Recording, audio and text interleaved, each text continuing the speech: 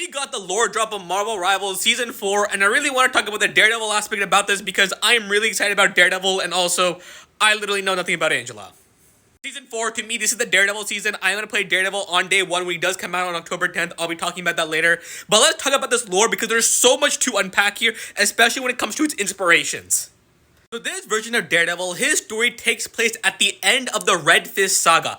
I'll be talking about that later and where that comes from in the comics. But looking at Daredevil, he is somebody who chooses to stay in hell and redeem every single person in hell. Once hell is emptied, he will achieve enlightenment and he will be the last person to leave hell. In this case, Matt Murdock, Daredevil. And this is the premise to Daredevil's character, but it does not stop there because it turns out that this version of Matt, he comes from a collapsed timeline. And this timeline, Daredevil, he loses everything. And so with Daredevil losing his timeline, he has lost everything, and to answer it, he chooses a darker road. If we had to guess what that darker road is, I'm guessing it has something to do with the Beast.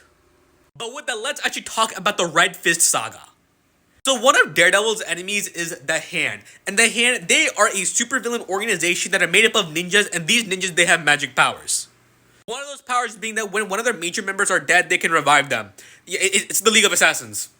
And also when it comes to the Teenage Mutant Ninja Turtles, you have the Hand. In the TMNT, you have the Foot Clan. But the important thing is that one of Daredevil's enemies is the Hand. And so with the Hand doing stuff, Daredevil, he creates an organization to combat the Hand, and that organization is called the Fist. The Fist, it is the enemy of the Hand. And so the story arc where you have the Fist fighting the Hand, this is where you get the Red Fist saga. And during this saga, things did not go for the Fist, and people start dying. And it's revealed that Foggy, he was dead throughout all of this. And so because a lot of people and Matt's friends are now in hell, Daredevil, he kills himself so he can rescue everybody that's in hell.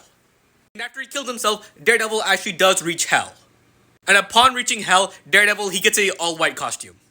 And while Daredevil is in hell, Matt, he does succeed in rescuing all the people that are trapped in.